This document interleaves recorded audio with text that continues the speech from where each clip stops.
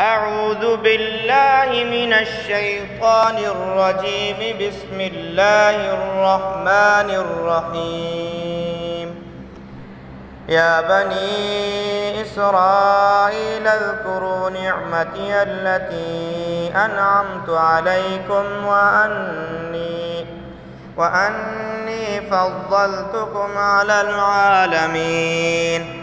واتقوا يوما لا تجزي نفس عن نفس شيئا ولا يقبل منها شفاعة ولا يؤخذ منها عدل ولا هم ينصرون. وإذ نجيناكم من آل فرعون يسومونكم سوء العذاب يذبحون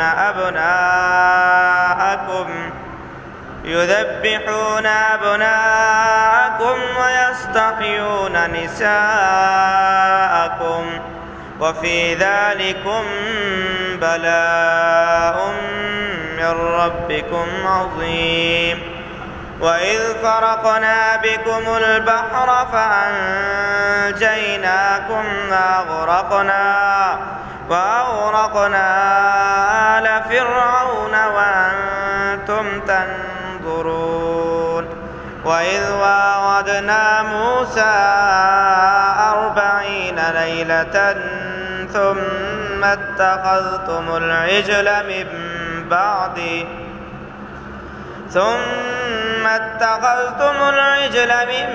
بعده وأنتم ظالمون.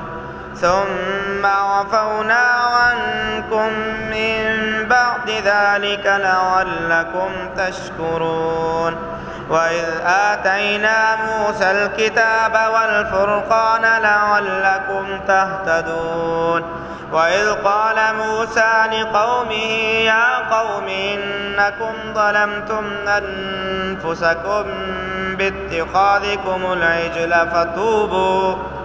فتوبوا إلى باريكم فاقتلوا أنفسكم ذلكم خير لكم عند باريكم فتاب عليكم إنه هو التواب الرحيم.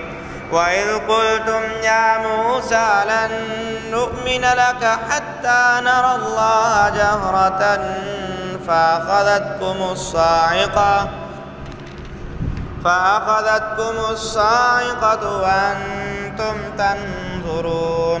ثم بعثناكم من بعد موتكم لعلكم تشكرون.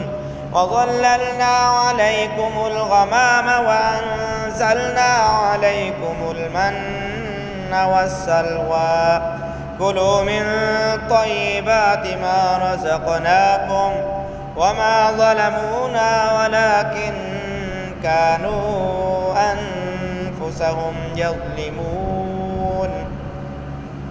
وإذ قلنا ادخلوا هذه القرية فكلوا منها حيث شئتم رغدا وادخلوا الباب سجدا وقولوا حطة نغفر لكم خطاياكم وسنزيد المحسنين. فبدل الذين ظلموا قولا غير الذي قيل لهم فأنزلنا على الذين ظلموا رجزا من السماء بما كانوا يفسقون.